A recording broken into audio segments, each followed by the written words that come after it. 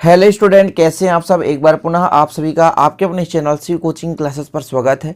Class 12 physics के chapter 8 का कुछ ऐसे 10 से 15 ऑब्जेक्टिव क्वेश्चन मैं आपको कराने वाला हूं, जिनमें से क्वेश्चन आता है ऐसे क्वेश्चन जो विगत वर्षों में पूछे गए हैं, ध्यान रखिएगा, और जिनके आने की संभावनाएं हैं। ऐसे कुछ महत्वपूर्ण क्वेश्चन ऐड किया हूं जिनको आपको तैयार करना है। ज़्यादा बेफजूल क्वेश्चन मैं नहीं यहाँ पर प्रोवाइड कराने वाला हूँ। जो इंपॉर्टेंट है, जो आए हैं और जो आने की संभावना व्यक्त करते हैं, उन्हीं क्वेश्चनों को ऐड किया हूं जिनको आपको तैयार करना है, बिल्कुल याद ही कर लेना है। अब देखिए, जो ऑब्जेक्टिव क्वेश्चन होते हैं वो 12th के साथ साथ आगे चलकर आपको कॉम्पिटिटिव एग्जाम में भी काम में आएंगे, इसलिए इन क्वेश्चनों को आप लोग तैयार कर लिया करो। तो चलिए आज का वीडियो शुरू करते हैं, अंत तक देखना और अच्छा लगे तो लाइक जरूर कर देना।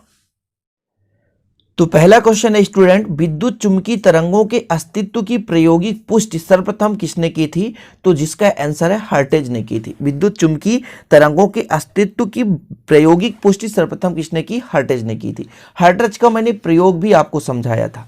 दूसरा क्वेश्चन है आपका, निर्वात में विद्युत चुंबकीय तरंग की चाल के लिए सूत्र क्या होता है? जिसका सूत्र होता है C = 1/√μ0 यानी mu naught into epsilon not, ठीक है, या μ0 एप्सिलॉन 0 भी पढ़ते हैं, लेकिन एप्सिलॉन नॉट है यहाँ पे।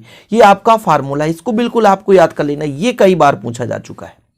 तीसरा है, ओजोन मंडल जो किस प्रकार के किरणों को अवशोषित कर लेती है? तो सूर्य से आने वाली पराबैंगनी विकिरण को अवशोषित कर लेती है, और जिससे हम क्या होते हैं? सुरक्षित रहते हैं। क्योंकि पराबैंगनी किरणें जैसे हमारे शरीर में यदि डायरेक्ट पड़े स्टूडेंट, तो कैंसर जैसे भयानक बीमारी पैदा हो जाती है।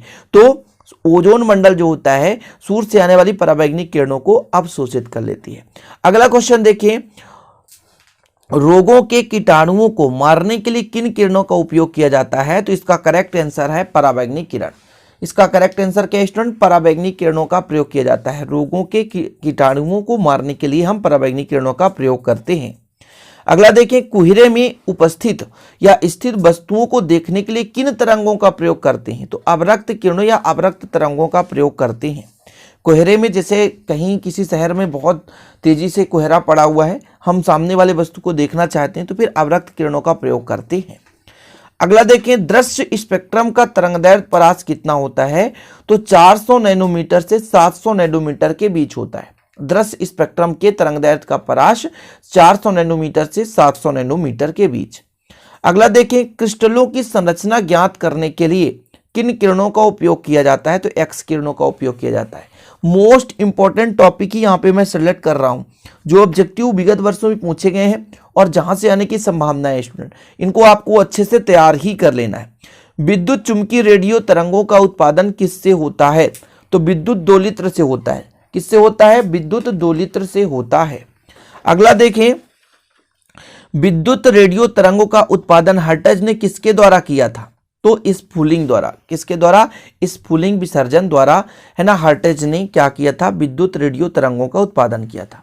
अब इसके बाद स्टूडेंट आपको थोड़ा सा ये जो विद्युत चुंबकीय तरंग हैं, जो 7 तरंगे हैं, इनके आविष्कारक को बिल्कुल याद करना है, क्योंकि ये आपके अभी 12th के साथ साथ जिंदगी भर काम में आने वाला है।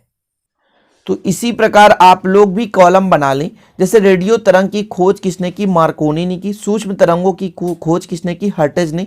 अवरक्त तरंगों की खोज किसने? विलियम हर्शेल ने किया। और दृश्य प्रकाश की खोज न्यूटन ने की। पराबैंगनी किरणों की खोज रिटर ने की थी। एक्स किरण की खोज रोंटजन ने किया, और गामा किरण की खोज हेनरी बैकुरल ने किया था।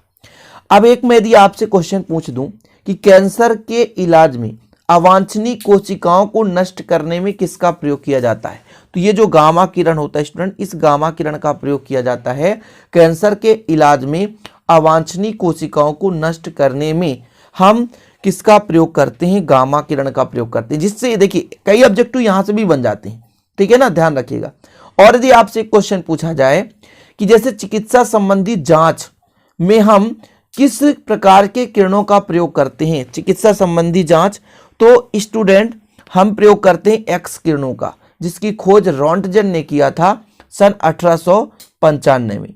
ईयर भी याद करना तो याद कर सकते हैं, इसका है 1896 में, है ना। हेनरी बैकुरल ने 1896 में गामा किरणों की खोज की।